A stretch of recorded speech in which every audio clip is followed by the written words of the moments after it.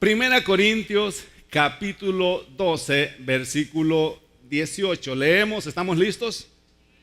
Dice, mas ahora Dios ha colocado los miembros, cada uno de ellos en el cuerpo como Él quiso. ¿Quién los ha colocado? Dios ha colocado los miembros en su cuerpo de acuerdo a como Él quiso. El 28 dice, y aún nos puso Dios en la iglesia. ¿Quién nos puso? Dios en la iglesia, primeramente apóstoles, luego profetas, lo tercero maestros, luego los que hacen milagros, después los que sanan, los que ayudan, los que administran, los que tienen don de lengua. Vamos a dejar ahí este pasaje y quiero comenzar hablándote en esta mañana de cómo activarte en el cuerpo de Cristo. Dile al que tienes al lado, yo me voy a activar en el cuerpo de Cristo. Me voy a activar. Voy a comenzar a funcionar como miembro del cuerpo. Hablábamos de que cuando Pablo escoge el cuerpo humano para ponerlo como ejemplo, Pablo sabía exactamente lo que estaba haciendo. No escogió cualquier cosa para ejemplificar la iglesia del Señor. Usó lo más perfecto que existe en la creación. Ese es tu cuerpo. Alguien diga, yo soy perfecto. No me falta ni me sobra nada. Dígalo con seguridad. Porque algunos dicen, me sobra aquí, me falta aquí. Estamos como medios acomplejados porque estamos como desubicados en el cuerpo. Pero yo quiero decirte que tu cuerpo es perfecto. Y que cuando Pablo escogió el cuerpo humano para ejemplificar la iglesia, Pablo sabía perfectamente qué era lo que le estaba diciendo. Sabía exactamente a qué se refería, porque no hay nada más perfecto en la creación que el cuerpo del ser humano. ¿Cuántos sabían eso? El cuerpo del ser humano, aún ni los científicos pueden explicar por qué es tan perfecto. Todo su sistema interno y externo es perfecto, al punto de que tú puedes cortarte un dedo, reinjertártelo y puede funcionar también de regreso. Escuché la historia de una persona que era carpintero y se mutiló con una sierra, se amputó los 4 dedos y luego llegó al hospital para que se los volvieran a injertar, pero ya había pasado mucho tiempo y se le murieron los dedos, y aunque el cuerpo sí los aceptó, le quedó la mano que no la podía mover, los dedos tiesos así, y eso le afectaba después porque no podía agarrar nada ni podía trabajar porque le estorbaban. Pero aún así el cuerpo recibió las piezas muertas. Cuando estudiábamos todo esto y pensaba en cómo es el cuerpo de verdad y cómo Pablo toma el cuerpo humano para poner un ejemplo de lo que es la iglesia, ¿será que en el cuerpo de Cristo hay miembros así? Que son parte del cuerpo pero que no funcionan, pero que están pegados al cuerpo. Dile al que tienes al lado, yo no soy ninguna prótesis. Yo soy un miembro activo. Porque el cuerpo sí puede tener una parte inactiva y pertenecer al cuerpo. En Mateo capítulo 12, versículo 12, dice la Biblia que Jesús sanó a un hombre que tenía la mano seca. Y quedó en la historia el hombre por esa mano seca que tenía. Después de 2000 años seguimos hablando del hombre de la mano seca. Entonces el cuerpo humano sí puede funcionar con un miembro que el miembro no funcione. O sea, yo puedo tener una mano que no me funcione, pero está pegada al cuerpo, está conectada con el cuerpo, pero no funciona. Entonces creo que cuando Pablo toma este ejemplo para la iglesia, sabía exactamente a lo que se refería, porque quizás podía ver que en el cuerpo de Cristo hay miembros que están conectados al cuerpo, pero que no están funcionando, están secos o están tiesos o están inactivos. Entonces esta serie nos va a ayudar para activarnos en el cuerpo de Cristo. ¿Cuántos están contentos por lo que vamos a aprender? Para que no seas un miembro inactivo, para que no seas una mano seca, para que no seas un dedo tieso, sino que seas un miembro activo de acuerdo al propósito de Dios, la razón por la que Dios te trajo a la iglesia, sea a esta iglesia o a cualquier iglesia donde tú te congregues. Entonces dice que Él mismo es el que pone los miembros de su cuerpo en su lugar de acuerdo a Él le parece correcto.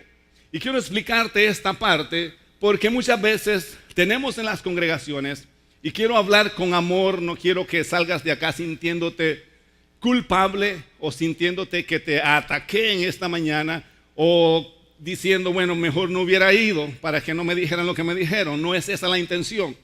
Queremos que tú entiendas que si Dios te llevó a una congregación, o que si un día Jesucristo se te apareció y tú le recibiste, es porque Él te quiere usar. Y porque cuando Él comience a usarte y que cuando tú comiences a descubrir la razón por la que tú naciste, entonces vas a ser un hombre exitoso. ¿Sabes cuál es el fracaso más grande de una persona? Que viva toda la vida haciendo algo que no le gusta hacer. Llevo 40 años en este trabajo y cómo lo detesto. Hay personas así que han pasado toda su vida en un trabajo, no soportan el trabajo porque no nacieron para hacer ese trabajo, pero simplemente no tuvieron otra opción. Fue lo único que encontraron y se conformaron a vivir frustrados simplemente porque no se atrevieron a tomar otras clases de decisiones, porque la vida, como dijo el Buki, es un tomar de decisiones. ¿Cuándo se pueden hacer versículos? Entonces dice que Dios es el que pone a cada uno en su lugar. Entonces cuando tú no entiendes correctamente esto, tú te sientas en una iglesia y dices, me voy a sentar aquí para ver dónde Dios me va a poner, porque estoy leyendo que es Dios el que nos pone. Y es Dios el que pone a unos apóstoles, es Dios el que hace a otros profetas, Él es el que hace a otros maestros. Entonces me voy a sentar para ver qué Dios va a hacer conmigo. Y tenemos iglesias llenas de gente esperando que Dios las ponga a hacer algo. ¿Me están siguiendo? No acá, por supuesto, estoy hablando con los que están en YouTube.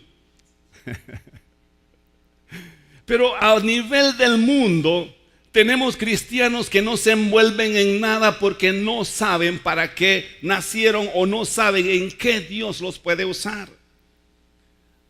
Otra forma de pensar equivocada con este versículo es creer de que Dios anda por las bancas escogiendo a pastores. Va a ser pastor, tú eres un profeta y el que está sentado allá va a ser un evangelista, y que Dios anda por las bancas sacando a la gente, poniéndolos en el lugar donde Él los quiere poner.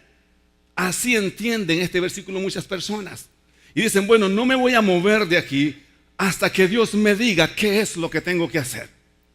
Pero yo quiero que veamos ejemplos en la Biblia de cómo Dios escoge a los profetas, de cómo Dios escoge a los apóstoles y de cómo Dios escoge a los evangelistas. Vamos a Mateo capítulo 4, rápidamente. Versículo 18. El libro de San Mateo capítulo 4, versículo 18. Andando Jesús junto al mar de Galilea, vio a dos hermanos, Simón llamado Pedro y Andrés su hermano, que echaban la red en el mar porque eran pescadores. Y les dijo, venid en pos de mí y os haré pescadores de hombres. Ellos entonces, dejando al instante la red, le siguieron. Pasando de allí, vio a otros dos hermanos, Jacobo hijo de Zebedeo y a Juan su hermano, en la barca con Zebedeo su padre, que remendaban sus redes, y les llamó. Y ellos, dejando al instante la barca y a su padre, le siguieron. Estamos hablando del apóstol Pedro, estamos hablando del apóstol Andrés, estamos hablando de 4 muchachos alrededor de 20 años. Algunos piensan que los apóstoles eran unos viejos barbones como los pintó Leonardo da Vinci, pero estos eran muchachos que estaban entre los 20 años, que comenzaban a vivir. Se cree que Jesús era el mayor de todos ellos. Entonces viene Jesús y pasa por el mar y los encuentra pescando. Ni a Juan, ni a Pedro, ni a Andrés nunca les dijeron cuando estaban chiquitos, tú vas a ser un gran apóstol. Te vamos a entrenar para que seas un apóstol que quede en la historia. Ellos crecieron creyendo que ellos iban a ser pescadores. Es más, uno de ellos estaba con su padre Zebedeo pescando. Y seguramente él había determinado que iba a ser un buen pescador, así como su papá. Porque los niños siempre quieren ser como uno. Solo Lucas que no quiere ser pastor. Le digo, papi, ¿tú quieres ser pastor? No, yo pastor no quiero ser. Pero usualmente los niños siempre quieren la profesión de su papá, ¿verdad? Solo los hijos de los pastores por alguna razón como que no quieren esa profesión. Pero crecieron pensando que iban a ser pescadores por el resto de su vida. Pero Jesús se aparece en sus vidas y les hace una oferta que en aquellos tiempos no parecía como muy jugosa.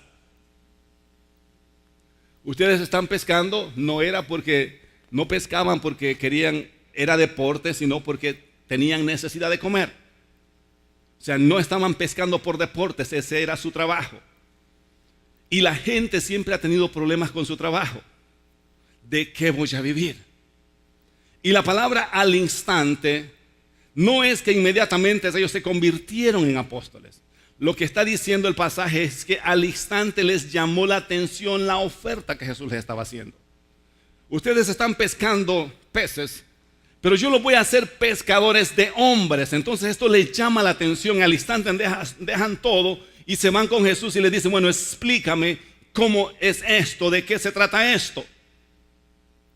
Y me imagino que pasó un tiempo en donde Jesús les explicó el plan de trabajo y después ellos deciden seguirle. Porque no me imagino, especialmente Pedro que estaba casado, dejar a su esposa, dejar a su mujer, dejar todo y seguir detrás de Jesús sin darle una explicación a su esposa. Su esposa lo mandó a pescar y su esposa esperaba que regresara con pescados. ¿Me está siguiendo? Y no me imagino a Pedrito llegar sin el pescado y decirle, mi amor, decidí ser pescadores de hombre. Y la señora, oh sí. ¿Y cuánto te van a pagar por eso? Bueno, no, es que mira que me encontré a Jesús y Jesús me hizo una oferta, me dijo. Y la señora, Pedro, ¿cuánto te van a pagar? Es que mira, no hemos hablado de eso. Pedro, Simón, hijo de Jonás, ¿cuánto te van a pagar? Porque cuando las señoras se enojan le dicen el nombre completo a uno, ¿verdad? No sé si te ha pasado a ti o solo es la mía. ¿Cuánto te van a pagar? Porque las mujeres siempre se están pendientes de la parte económica. Imagínate Pedro con una oferta así, te voy a dejar abandonada, voy a ir con Jesús y ahora ¿quién me va a mantener? Y la suegra por el otro lado, sí, ¿quién nos va a mantener? Porque vivía con él la suegra. Dios bendiga a la suegra. ¿Cuántos las suegras dicen amén? Porque siempre están apoyando a sus hijas y es una bendición. Entonces Jesús les hace una oferta y ni en su imaginación nunca pensaron que se iban a convertir en los apóstoles, que después de 2000 años íbamos a estar hablando de ellos. ¿Sabes cuál era su idea? Le vamos a ayudar a Jesús a servir en su ministerio. Todos los llamados siempre comienzan con el deseo de servir. Por 3 años anduvieron con Jesús sirviéndole a la gente. Por eso es que cuando Jesús alimentó a los 5,000, fueron ellos los que repartieron el pan a las personas. En la cultura oriental esto no era muy común, porque es una cultura muy machista y las que sirven son las mujeres. Los hombres se sientan y las mujeres son las que van y atienden a los hombres. No es común que 12 hombres anden atendiendo a una multitud, pero cuando tú vienes a Cristo, las cosas cambian. ¿Cuántos entienden eso? Las cosas cambian. El deseo de servir está por encima de tu enseñanza cultural. No es que los hombres no cocinamos. Son las mujeres las que cocinan. En Ministerio de Restauración los hombres también cocinan. ¿Cuántos hombres dicen amén? Y no porque nos obligan. Bueno, algunos sí los obligan, pero otros no. Entonces vienen estos muchachos y deciden seguir a Jesús sin imaginarse cuál era su llamado final. y andan por 3 años sirviéndole a Jesús. Y cuando Jesús muere, Jesús les dice: ahora ustedes están listos, vayan y hagan cosas más grandes que las que yo hice. Para eso los entrené. O sea, cuando Dios te llama, cuando Jesucristo se te aparece, Dios tiene planes más grandes que simplemente algo pasajero, algo temporal. Dios tiene planes grandes y serios contigo.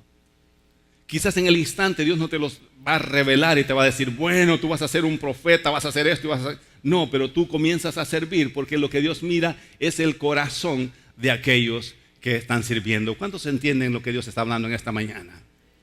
En el libro de Hechos encontramos un pasaje parecido.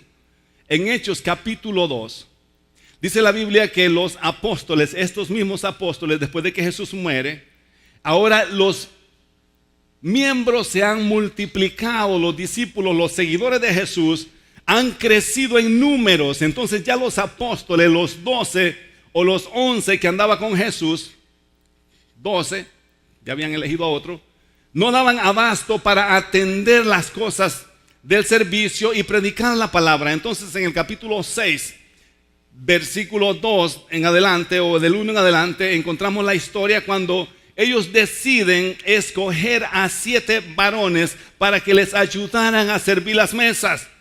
Y en esos 7 varones estaba Bernabé y estaba Felipe. Felipe era un recién convertido y lo que quería era servirle al Señor. Yo no sé si quieres leerlo conmigo. Vamos a leerlo rápidamente. En el capítulo 21, en el versículo 8, encontramos a este mismo Felipe. Dice: al otro día, saliendo Pablo y los que con él estaban, fuimos a Cesarea, y entrando en casa de Felipe. ¿Quién era Felipe? El evangelista, que era uno de los 7. Posamos con él. Aquí encontramos que ya Felipe ya no estaba sirviendo las mesas, que ahora era un evangelista. Pero ¿en dónde comienza el llamado de Felipe? A servir a las personas. Por eso es que te dije que cuando Dios pone a unos apóstoles, a otros profetas, a otros maestros, pareciera que la gente cree que Dios anda en la congregación escogiendo y plantándolos como profetas. No, todos comienzan en los mismos pasos, sirviéndole a la gente. Los apóstoles fueron llamados a servir. Y ahora encontramos a Felipe, que fue llamado a servir mesas junto con 6 personas más, pero lo encontramos ahora siendo un evangelista del evangelio de Jesucristo. Entonces, ¿qué tú quieres hacer en la iglesia del Señor? Yo quiero ser un profeta, yo quiero ser pastor, yo quiero ser maestro, yo quiero ser esto, yo quiero ser aquello. ¿Por dónde empiezo? Bueno, que alguien me venga y me escoja y me ponga a predicar. No, el llamado es igual. Tienes que comenzar sirviéndole a las personas, involucrándote en el servicio del Señor. Dice la Biblia que en los pasajes que hemos leído, que Felipe fue llamado no a predicar, sino a servir. Y estudiábamos en las semanas pasadas la misma historia con Esteban, que Esteban fue llamado también a servir y que luego lo encontramos predicando el evangelio de Jesucristo. Entonces, el llamado de tu función siempre va a comenzar con el servicio a alguien. Yo quiero que vayamos a Primera de Reyes rápidamente. Reyes, primer libro de los Reyes, capítulo 19, en el versículo 19 también. ¿Llegaste? Dice así: partiendo él de allí, hablando de Elías, halló a Eliseo, hijo de Safat, que araba con 12 yuntas delante de sí, y él tenía la última. Y pasando Elías por delante de él, echó sobre él su manto. Entonces, dejando él los bueyes, o Eliseo, dejando los bueyes, vino corriendo en pos de Elías y dijo: te ruego que me dejes besar a mi padre y a mi madre, y luego te seguiré. Y él le dijo: ve, vuelve, ¿qué te he hecho yo? Y se levantó y tomó un par de bueyes y los mató, y con el arado de los bueyes coció la carne y la dio al pueblo para que comiesen. Después se levantó y fue tras Elías y le servía. ¿A quién le servía? ¿Sabes que cada vez que Dios te va a llamar a algo, Dios siempre te va a usar sirviéndole a alguien? Yo no le sirvo a los hombres, yo le sirvo a Dios. No, si Dios te va a usar en algo, Dios te va a usar primero para que tú le sirvas a alguien. Para que tú sirvas a alguien, o sea, a Dios se le sirve sirviéndole a las personas. En este caso encontramos a un hombre que quizás nadie conoce este versículo. Eliseo es más famoso porque limpió la lepra de Naamán, porque resucitó a un niño, al muchacho que había muerto, porque partió el río Jordán. ¿Cuántos milagros hizo Eliseo? Pero pocas veces miramos este versículo de cómo comenzó su ministerio. Cuando andaba arando, Elías no le dijo: mira, ven, sígueme y te prometo que tú vas a ser uno de los profetas que va a quedar en la historia marcada. Te prometo que después de 2000 años, después de 3000 años, 4000 años, la gente va a seguir hablando de ti. Te voy a hacer famoso, ven y sígueme. Esa no fue la propuesta de Elías.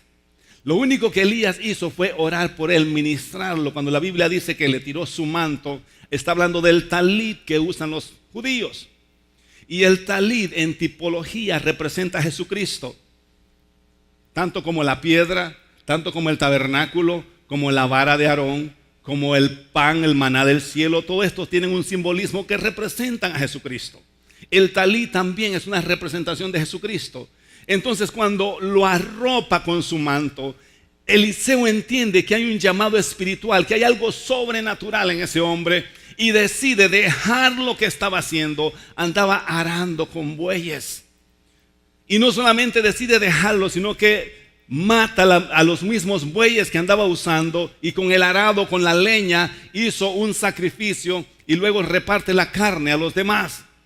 Y decide seguir y servirle a Elías, sin saber que años después estaríamos hablando de las grandes hazañas y maravillas que Dios hizo a través de él.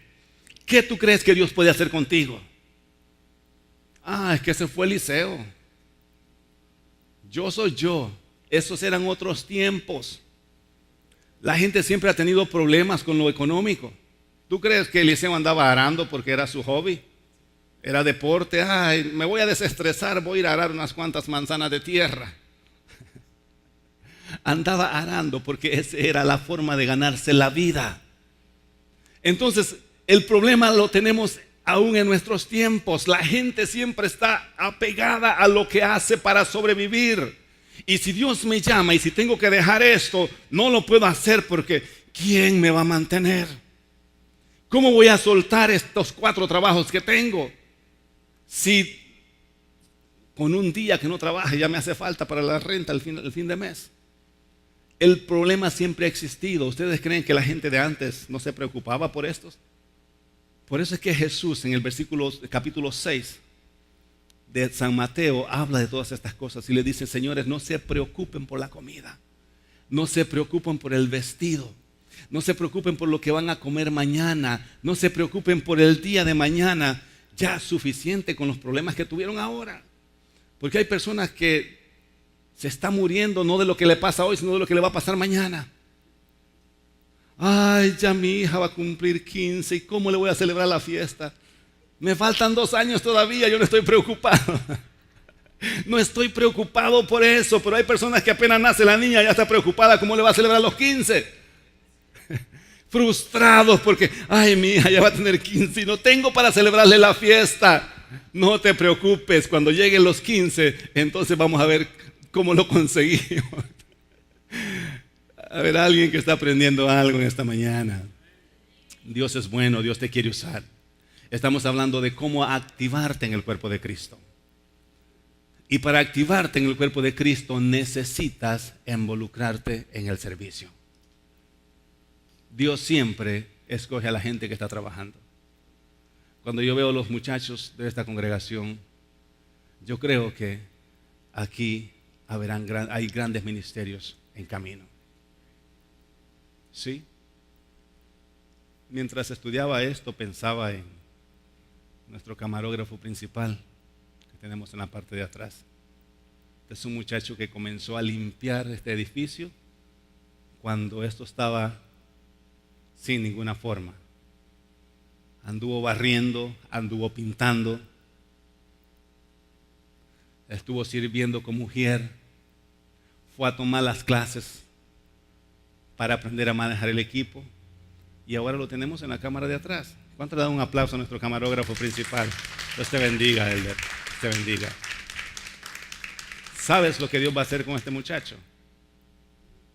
Sí. Porque Dios usa a aquellos que sirven de corazón. La gente mira a los grandes hombres y dicen, ay, mírenlo, sí. Joel Austin, miren ese hombre tan famoso. ¿Sabes cuántos años pasó detrás de las cámaras? 20 años. Cuando nadie conocía de su ministerio.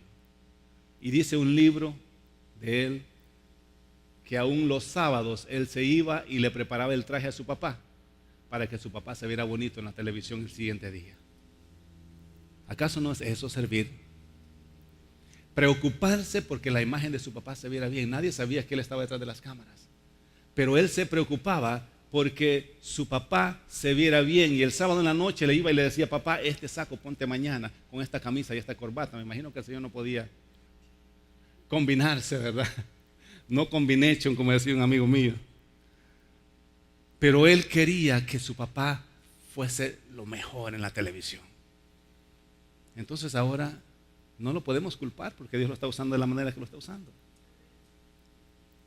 George Mayer cuenta su historia. Cuando ella comenzó, las mujeres no eran famosas en predicar la palabra del Señor. Y dice, cuando yo comencé a enseñar, a mí me sentaron y me dijeron, no, el orden es que el hombre tiene que predicar, la mujer tiene que ser la sirvienta del hombre. Y dice, bueno, y como así era el orden, y me sacaron la Biblia y me explicaron algunos versículos, yo me senté y dejé que David comenzara a enseñar. Después de un mes ya David se había acabado la Biblia y no había de qué predicar. Ya había predicado del amor, ya había predicado de la fe, del Espíritu Santo, y un día le dice, Joyce, ¿y de qué predico ahora? Ya no sé qué predicar más. Ya me acabé toda la Biblia. Y eso estaba frustrándola a ella y lo estaba frustrando a él. Ahora ella es la que enseña y David es la columna vertebral de su ministerio. Es que Dios tiene un lugar para cada uno de nosotros. Entender la función del cuerpo de Cristo nos libera de todos esos complejos y de esos pleitos, ¿no? Que este es profeta, que aquel es evangelista. Todos tenemos que comenzar en la misma entrada, sirviéndole a Dios de una forma o de otra. De manera que si tú quieres un ministerio grande, tienes que comenzar por un servicio grande. Hablábamos con alguien esta semana de todo lo que nosotros hacíamos, porque la gente no mira lo que tú haces. La gente mira cuando ya estás enfrente de algo, pero cuando nadie te conoce, cuando nadie te ve, la gente ni siquiera tiene idea de lo que tú pasas, ¿verdad? Y hablábamos de que por 2 años mi esposa era la que lavaba los baños en el otro local donde estábamos. Todos los jueves venía a lavar el baño. Yo era el que iba a traer el pan, el que lo servía, el que ponía el café. Y la gente llegaba a la iglesia y ya estaba el café puesto, ya estaba el pan puesto. No sabían que yo venía con el pan a buena mañana y decía, Señor, ¿cuándo voy a dejar de hacer esto? Y obviamente cuando la iglesia comenzó a crecer, pues otra gente se encargaron de todo eso. Pero son cosas que tú tienes que hacer. Pasar la aspiradora, pasar el vacuum, ¿verdad? Limpiar la iglesia. No tenemos ningún problema con hacer eso, lo hicimos al principio. ¿Por qué? Porque nosotros llegamos a servir. Y una vez que Dios te escoge para algo, no es que se te acabó el trabajo. Ay, qué galán, ahora ya es pastor, ahora ya no trabaja, ahora el trabajo es diferente. Ahora Dios te despierta a las 4 de la mañana para que ores por la congregación. ¿Y sabes lo que es estar de vacaciones? Y que el Espíritu Santo te despierte y te diga, hey, necesito que ores por esta persona. Y tú miras el reloj y dices, tratas de convencer al Espíritu Santo que estás en tu vacación. I don't know if you know, but I'm on vacation right now. ¿Será que puedes esperar que regrese? Y el Espíritu Santo te pone la imagen de las familias, las niñas, los niños. Y tú dices, ¿cómo no orar por estas familias? ¿Cómo no interceder por ellos? ¿Por qué? Porque ese es el servicio que Dios nos ha llamado a hacer ahora. Ese es el trabajo que Dios nos ha llamado a hacer ahora. Todo comienza con servir. Todo comienza con decidirte a hacer algo por alguien. Si Dios te llama a servir, tienes que tomar en cuenta de que va a haber gente envuelta. Dios te llama para que sirvas a la gente.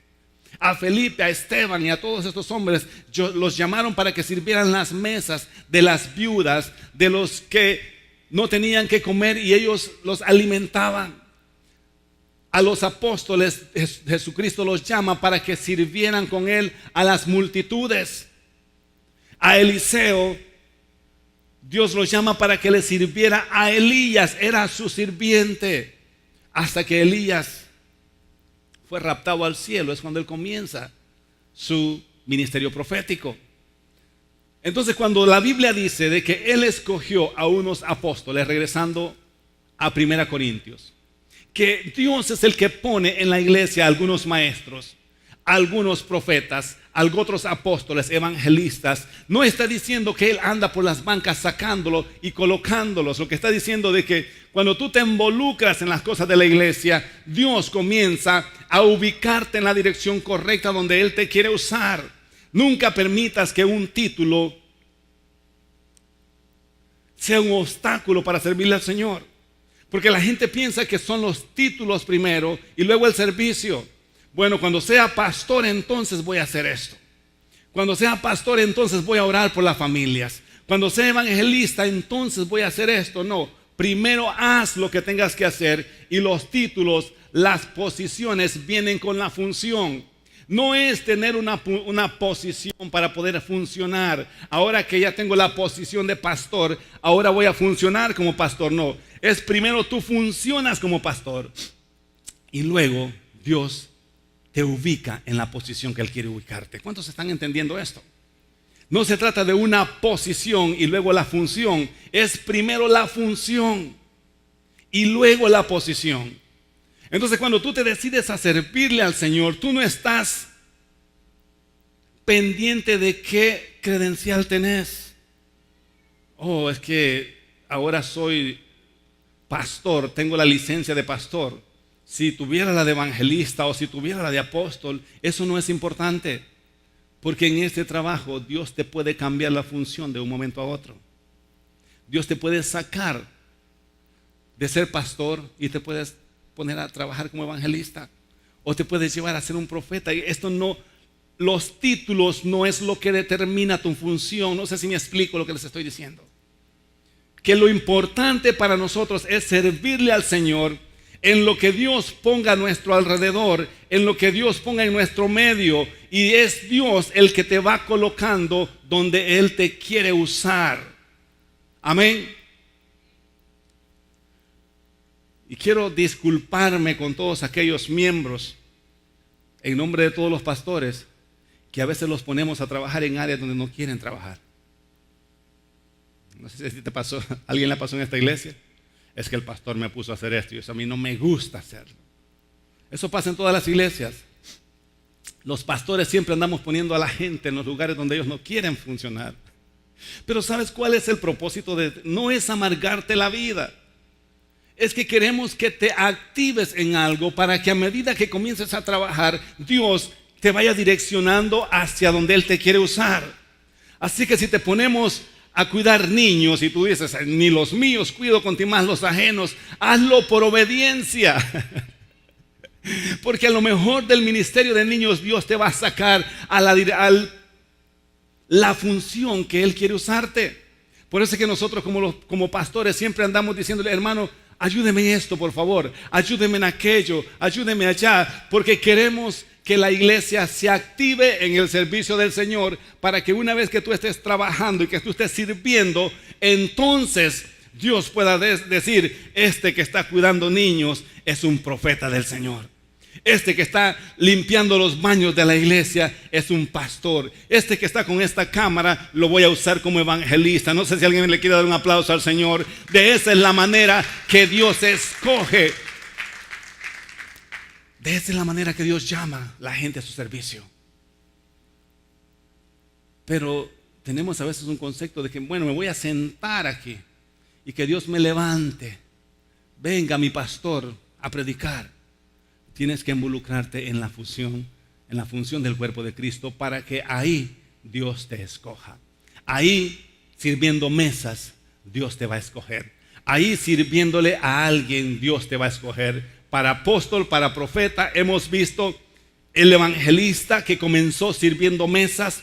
Hemos visto al profeta Eliseos que comenzó sirviéndole a Elías. Hemos visto a Pedro, a Juan, a Andrés que comenzaron sirviéndole a la gente con Jesús y ahora los tenemos en la historia como personas ejemplares, como personas que hicieron grandes cosas, pero que todos comenzaron así como tú y yo queremos comenzar. Ponte de pie en esta mañana. Eso es ser parte del cuerpo de Cristo. Ser parte del cuerpo de Cristo es entender que Dios nos quiere usar a medida que nosotros estemos dispuestos a usar. El ingrediente principal para el servicio es el amor. Y de esto vamos a estar hablando el domingo un poquito más. Porque Pablo dice, procuremos los mejores dones. Procuremos los dones que son más excelentes. Pero yo tengo un camino más excelente y es el camino del amor. Dice, si tuviera profecía, si tuviera toda ciencia, si aún diere mi cuerpo para ser quemado en la hoguera y no tengo amor, de nada me sirve. Entonces todo lo que vayamos a hacer en el cuerpo de Cristo está motivado por el amor. Amén. Y como miembros del cuerpo de Cristo tenemos que funcionar en su cuerpo motivados por el amor.